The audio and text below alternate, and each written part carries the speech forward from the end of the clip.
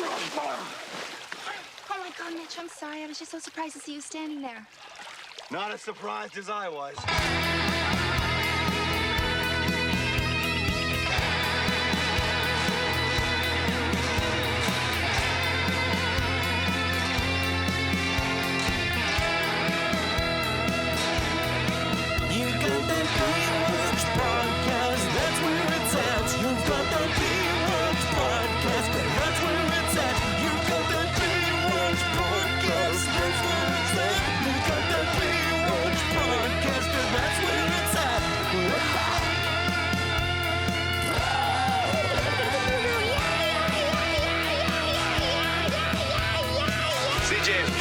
You're gonna love it, huh? I know it's beautiful, but I miss the beach. You should come back to Baywatch. Yeah, and that was Candid Us. And anyway, welcome back to the Baywatching Pod. The Baywatching Podcast, yep. And now we got some listeners. We know you're listening. So we're going to get started, but I think we have to take one moment to let me ask you, Bill, like, how's the apartment, man? I know last time we left, it was flooded. Well, I mean, that's why I asked if we could do it here. Because, it's still got fans going. Trying to fan stuff out. Trying not to have to replace the carpet. Ah. But, yeah, so I borrowed my mom's, like, she got one of those dry, what is that, wet dry vacs? I don't know. It's like a big old vacuum thing. You just suck fucking water out. Sucks up the water. Yeah, my mom's house used to flood before she did this thing when I was a kid. So this is kind of a recurring.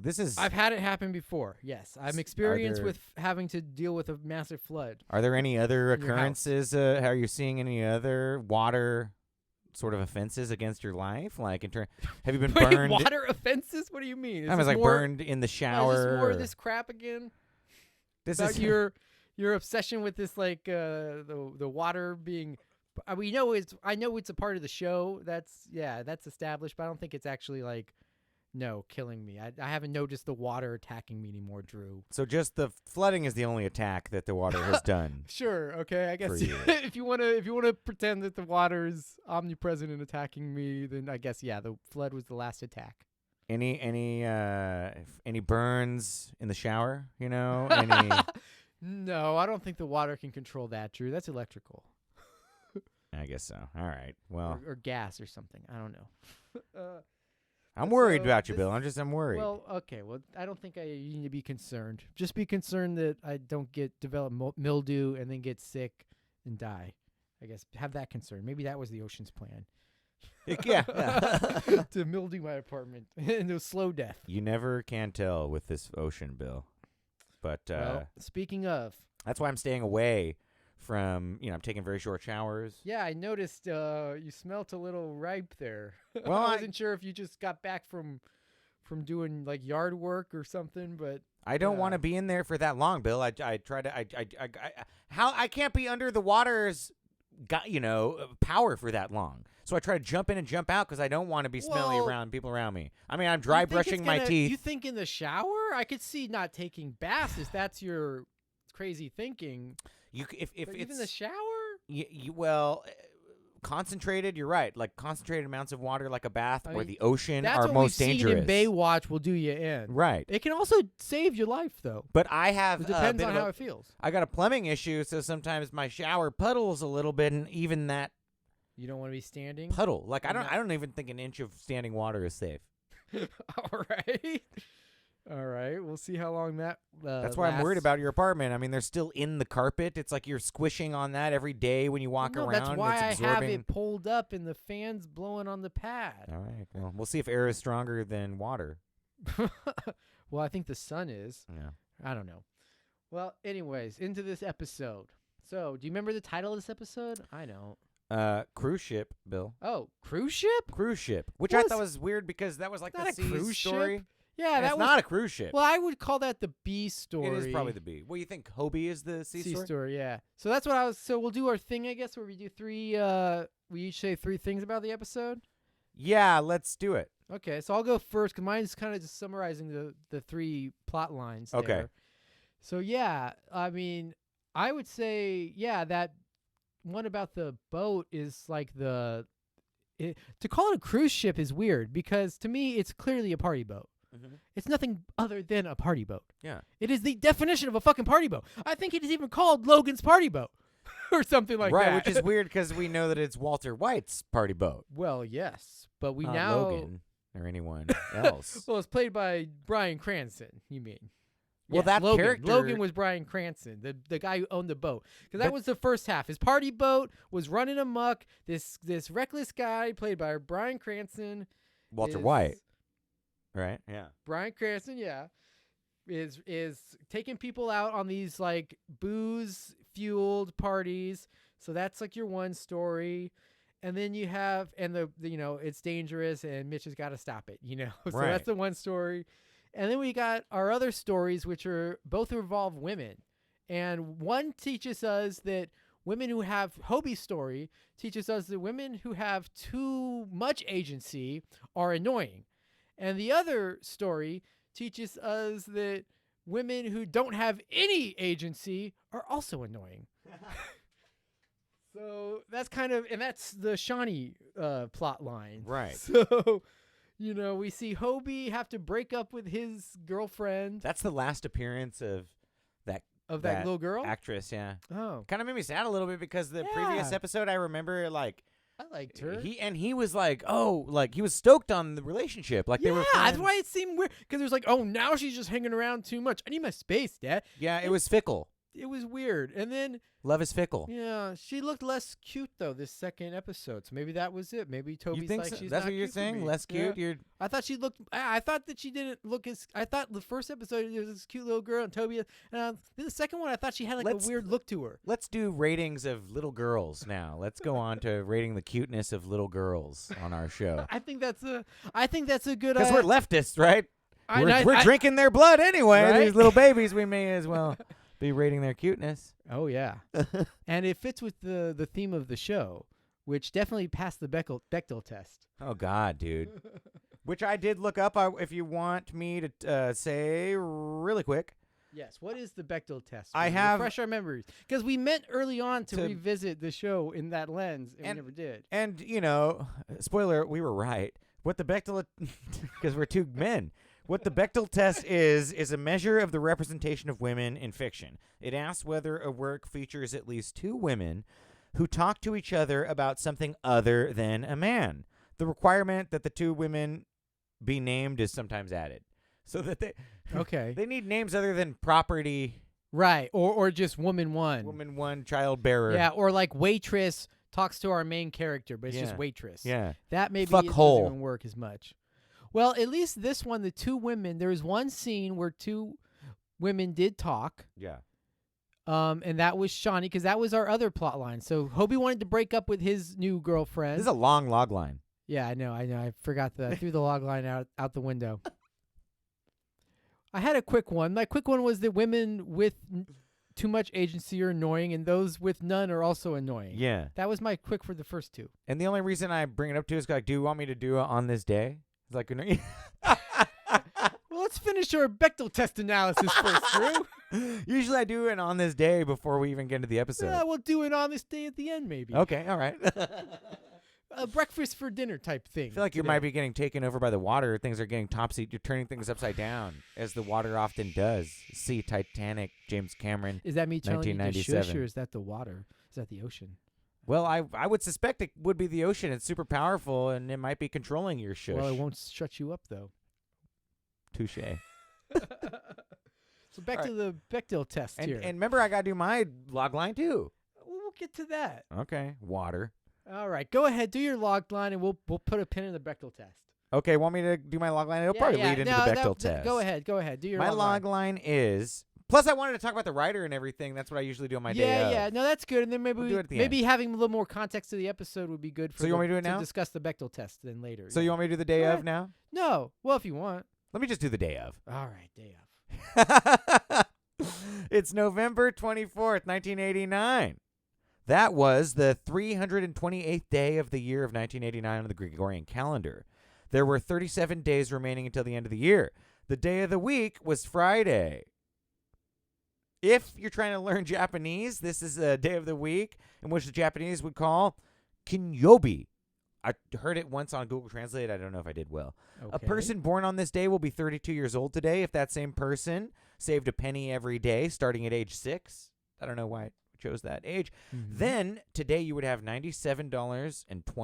$97.29. You know, it's kind of somewhat equivalent to minimum wage, you know, just $97. Right. So you have almost $100 if you said a penny every day. if you did, man. Also on that day, the Communist Party resigns in Czechoslovakia.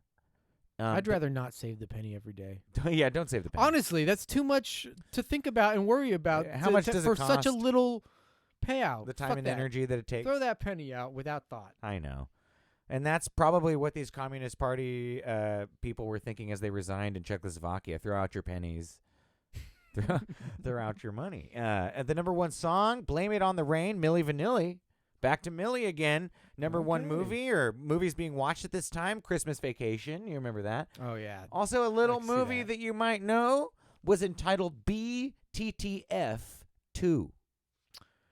Oh, Wow. We can't talk about it at all because we don't talk about things we like or good stuff on this podcast. So let's skip back to the future. Let's not even call it. Let's not even Yeah. give it the full name. We'll just refer to just it like as a BTTF2. school shooter. Don't name it. Yeah, yeah. So moving on because we don't want to talk about that because it's good. The director of our episode, which is called Cruise Ship, is American film producer and editor who's known for horror movies. He did Halloween 3. He directed that one that like diverts from the Michael Myers story. It's like the Yeah. witch one, which is That's kind of cool. I'm kind of now. He See, directed if I would have known It. that, I would have been more excited about watching this episode. Yeah, he directed Wow. the famous It thing, you know, Then Baywatch. and then Baywatch. After all that, he was a protege of John Carpenter, and then he went yeah, on. and then he went to a show that we all know is not cool. That's not that cool. Yeah, it's not Not cool.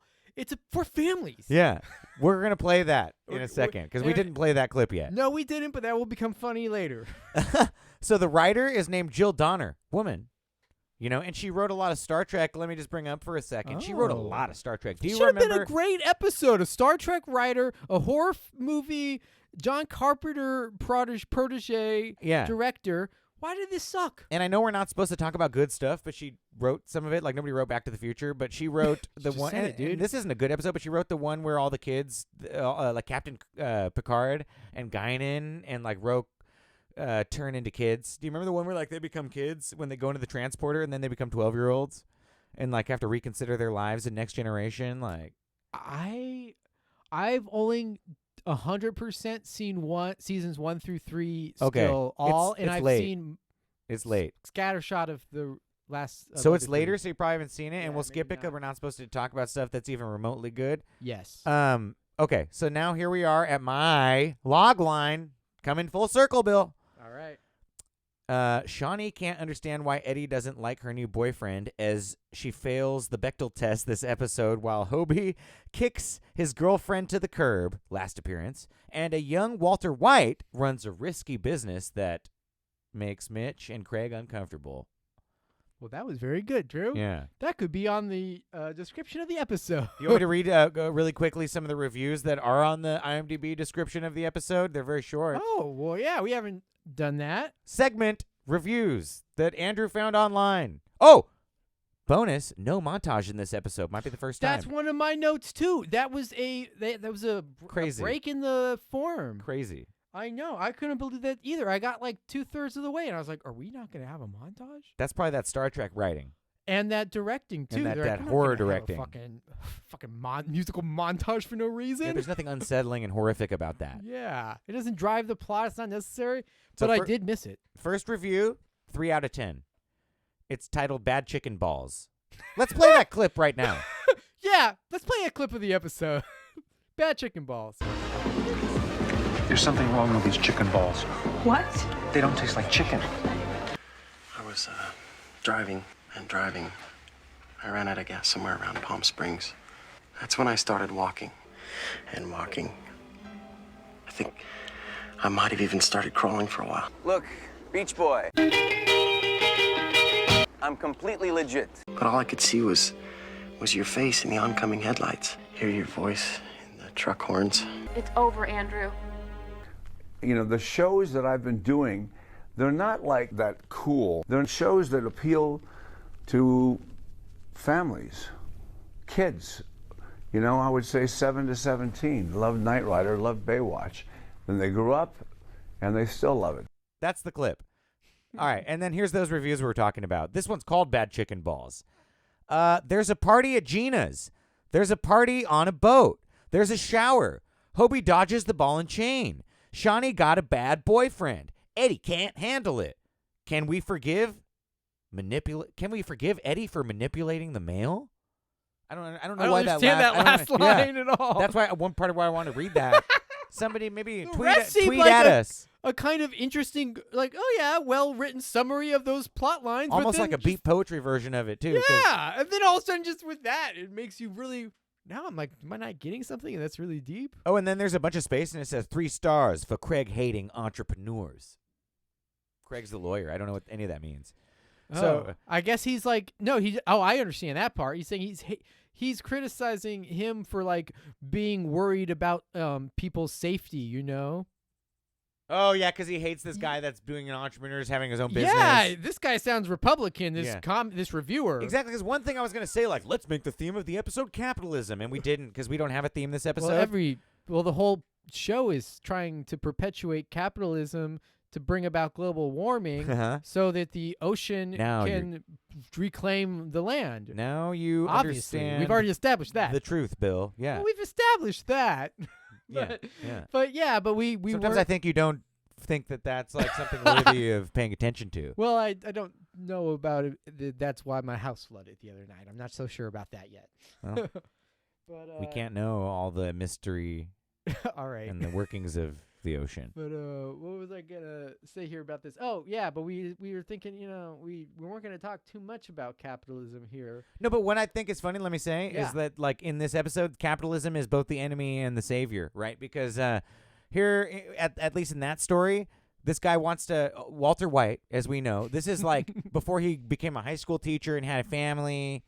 You know, he was Yeah, it just was like a before- fun-loving coastal I- yacht guy. Could see that definitely know. before he met. What's his wife's name again? I forgot. I know his wife. Who knows? But anyway, But I do like that show, but I I swear know, I I just haven't can't- thought about it for a long time. I know I haven't watched or thought about it in such a long time. But that I is can only Walter remember White those. canonically. Yeah. And like he Yeah, first it was does make doing sense.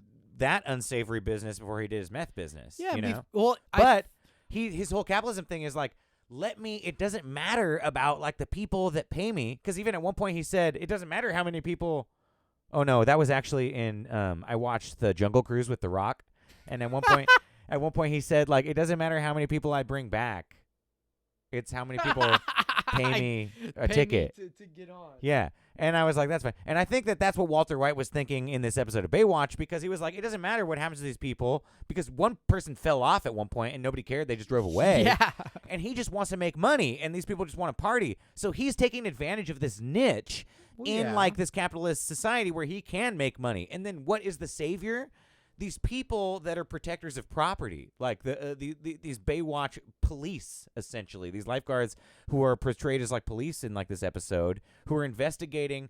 I mean, obviously they say that their intentions are to protect people, and we see them protecting people, but it's written in this narrative where it's like capitalism's the enemy because this guy's an evil guy, and so capitalism, this thing that has like made state parks a thing that like you have to pay to get into, you know, and pay these people to like protect it and shit, is the savior, you know? So it's like capitalism's the villain and the savior in a way.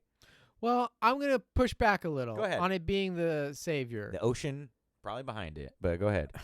I think it's definitely the villain. It's encouraging all that reckless, dangerous behavior. But now I think your point about the lifeguards being there to like in a way protect property, that's where I don't agree. I think that's true about like the police and sheriffs, but I don't think that's necessarily true about the lifeguards.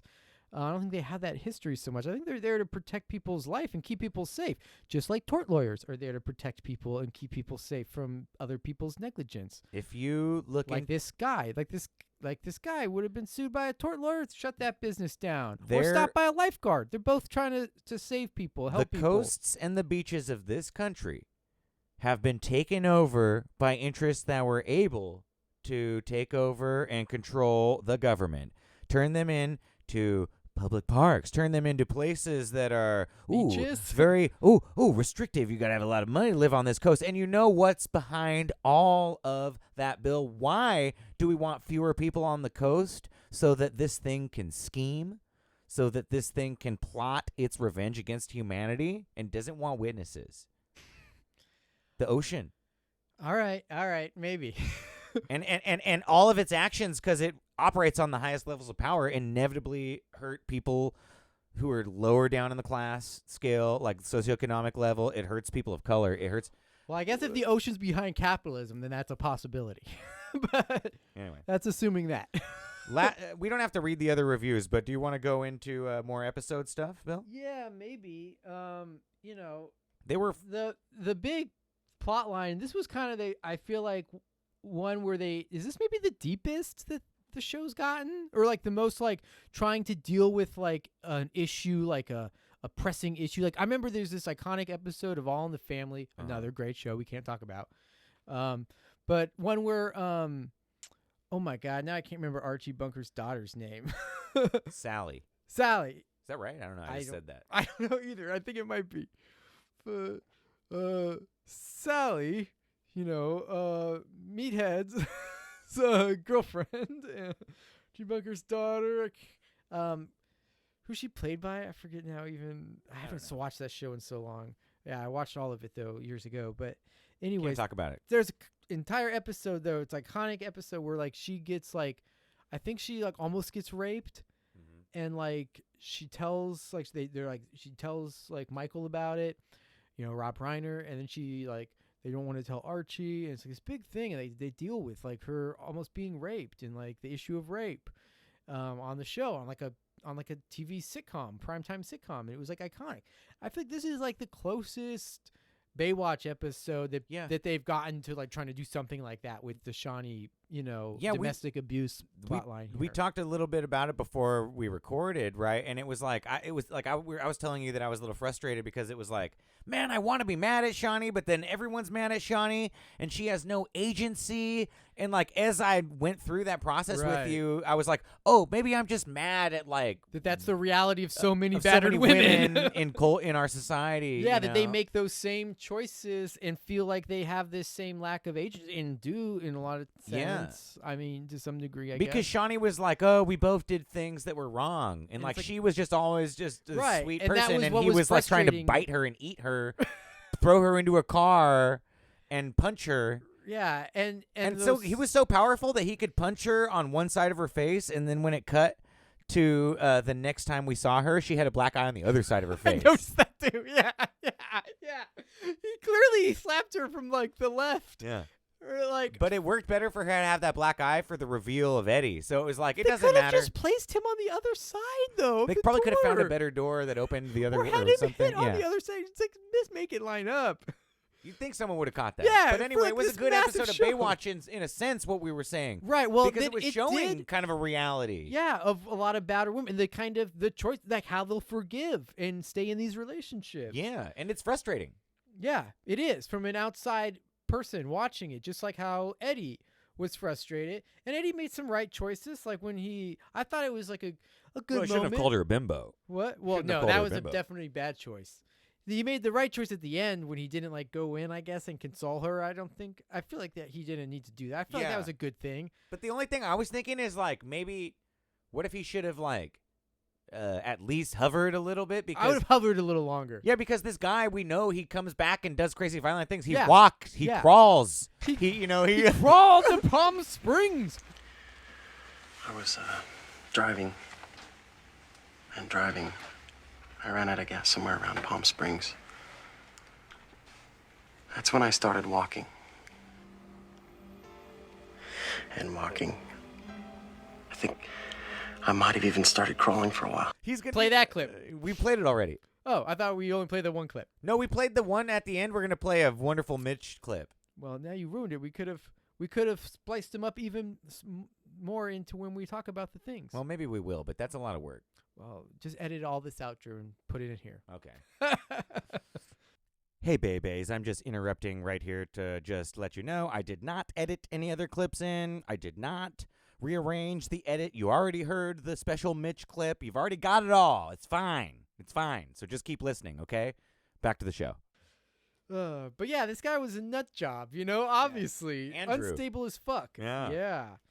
going to law school. He has your name and shares my Profession. Yeah, so I don't like this at all. He's an evil one of us. yeah, conglomeration of the two of us. Yeah, I don't like. Yeah.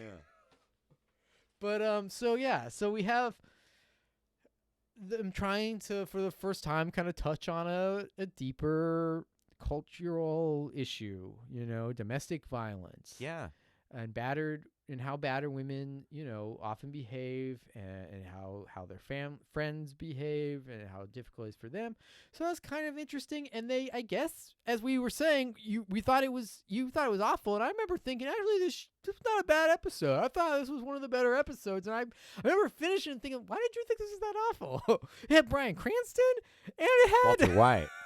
Okay, and it had No, because that is Walter White. I don't know if it's Walter White, because it's like, wait, you think this is like he like, maybe he you know how he left that like big company, that like startup that like then made all that money? Yeah, Wasn't that, before like, he became a that teacher. teacher. Yeah. Maybe he like, after he left that startup, he got a little tiny bit of money and like, bought that boat with it. And then that's what he did. He's like, I'm just going to party and drink. And That was before, though, like I think before he was, became a high school teacher. No, I think he was doing all of that stuff. Oh, Partying. before he did the startup, maybe. Yeah, and then he almost crashed the yacht. Oh. Which, okay, 1 second, like he could have just couldn't he have just like turned the ignition key and stopped the boat? Because it was running into the jetty, and it was this big dramatic situation. I am pretty fucking sure. see the key there. Yeah, well, I don't know if that would have done it, but I can Turn tell off you the this. fucking engine. I can tell you this. I'm fucking 100% sure all boats of that day and age have a fucking design mechanism that would not allow for a fire to take place, Yeah. and then just make the boat just be stuck on whatever. Like, that just is ridiculous. You ever see or hear about Walter White being on a boat? In Breaking Bad? Yeah. I don't think so. Right? It's RVs. It's desert. So maybe after subterranean that experience, spots. he's like, no more boats. See what I'm saying? They're dangerous. That's Because why I this is moved all to- based on the character of Walter White, like the real, character. And so that was his pre-story. That was his first crime. That's why he moved to New Mexico. Moves away, away yeah, from the landlocked. ocean, far away from the ocean. Yep. It's like, I'm Which not I gonna think this touch is that. kind of another like subtle clue. Like you read all these clues Yeah. that when you put them Because together, we don't know about what happened the ocean. to Logan, after his boat got fucked up. He might have bought another boat, engaged in some crazy shit before he wound up teaching I high just said the school, the changing story, his name to Walter. The story of Walter White, from yacht to never being on a yacht again to pizza on the roof to spoiler dying. That's all like an allegory to tell us things about the ocean. Because what's he doing? He's Yeah. moving away from the ocean. And the period, because wasn't he, he was friends with Jerry Seinfeld for that little bit too in the 90s. Yeah, right. He was a dentist for a little while. Yeah, and that's when he was friends with Jerry. Uh-huh. He had to stop being a dentist because they have those little squirt guns that spray the water. Yeah, he was a dentist for John Voight.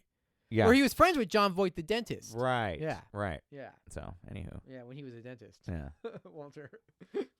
But anyways, back to our other plot line. So then, Hobie. That's the only other one. that was. Last appearance of her. That just it's felt sad, like you needed to like fill time with. I mean, that just seems so bizarre. Like, because it's like you didn't really see her being annoying. Yeah. It was almost just like, okay, let's have Hobie also be. He just was annoyed for no reason. Yeah. And then It just made Hobie look like a dick, because then Yeah. he's like, "Oh, I'm gonna break up with you," and then as soon as he saw her with this other guy, who was like, seemed like a joke, the way that little kid was dressed with those sunglasses. hey, I'm a and that 90s shirt. kid. Yeah. A pre-90s kid. He was like, "Hey, babe, how about we hit the town, huh? Yeah, Where you guys going? To the baseball game. Can I come? Sorry, Hope." Just do it's like Right. some weird thing like that. But then it was nice that he was like all sad about it. And I like, guess it I was feel like, bad, Dad. yeah, Well, Hobie. relationships are tough. I'd be worried. Yeah. I don't know. I did John Wayne. Well, Hobie, I'll tell you what. So again, maybe now as John we're Wayne. talking about that plot, I'm coming around to it. I'm like, well, maybe it's actually good because it shows like how, in any relationship, like I just ended a relationship and it was like one where like, yeah, it sucks because like you're like, I don't want to hurt this person's feeling, but I can't stay in this relationship. Right. But So that's another real. Yeah. So, and sometimes, I'll lay in bed at night just looking at the ceiling, being like, I feel kind of bad about this. So three Like, real there's nothing else things. to do. Domestic abuse that too often happens with people who don't leave when it's super and violent, and everyone else says they it's probably a tragedy all around. It's all a tragedy, and then also we have Hobie kicking out, and then we Having have to break up with someone and dealing that with he the still feelings, cares about, which as is a real. friend. Then we have that very real documentation of Walter White's past. Early reckless, negligent boat operating for profit. And honestly, that's all That's I about it. have for this episode. Yeah. I mean, I don't know if I have a whole bunch more here. We covered that there was no montage. Oh, our bad guy, who I would say the bad guy of this episode was definitely Andrew, law school student Andrew, Shawnee's boyfriend. Mm-hmm. He definitely resembled a certain other real life bad guy who some people will call a hero. I think you and I would definitely call him a real life bad guy. He opens up people to violence with his rhetoric. Huh. 100% though. Huh. Matt Gate? No, I was going to say Tucker Carlson. Oh.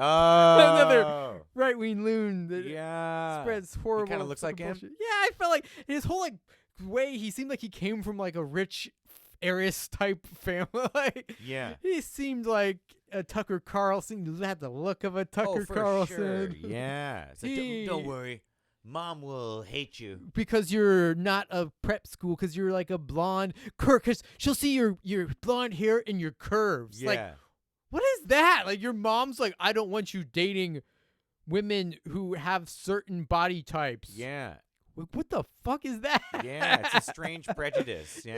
Yeah. It's like, I could see being a classist Yeah. 100% because she's Yeah. low class. Yeah.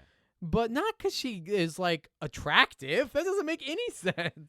She's like so prejudiced that she wants her son to be open-minded and like, I want you to date a trans. I want you to date, I don't. No boobs. Right. Or a flat-chested woman with a little bit of a pot belly is Yeah. what you need to be dating, son. Yeah. I don't care what class she is from. I don't care if she's in our country club. I just want her to not have these curves Yeah. and this blonde hair. It's so unappealing to it means that you're so shallow. And You're that's so just, shallow. It reflects on us so poor. That's how classist she is. Right. Our son being so shallow reflects poorly on us. Right. You need to find someone with no arms and legs because it's a little bit too. You want someone with arms and legs? Like, come on. You know what I mean? So really, the mom is just super fucking woke. The mom is Is very overly woke. woke. Over woke. Over woke. Yeah. Woke to the point she's shut off. It's problematic. Yeah. Yeah. Problematically woke. Like the She's Mark so Fisher, woke that the she's Mark bigoted. Fisher into the Exit the Vampire Castle Right. article type of dangerously woke. Right. To where it's off-putting and hurting the cause. See, we're smart. We've read books and articles by people. Or at least the abstract. Yeah. And we listen That's to what they call it for books, right? Abstract. I don't know. Because it's an abstract concept for me to imagine. This idea of Actually reading sitting and books reading. and articles.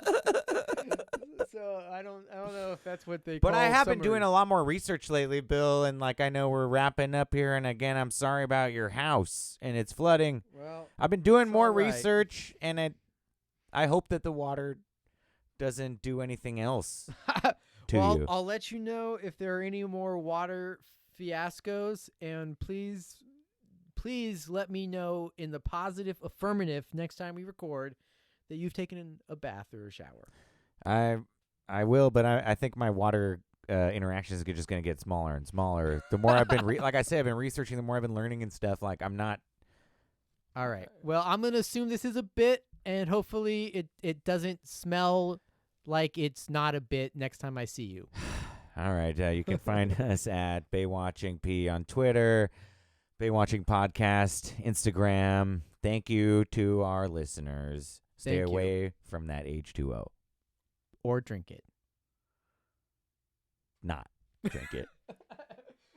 Now we just stare at each other awkwardly as we're not sure if we actually are going to cut it. No. Okay, now let's say we cut it with stay away from the water.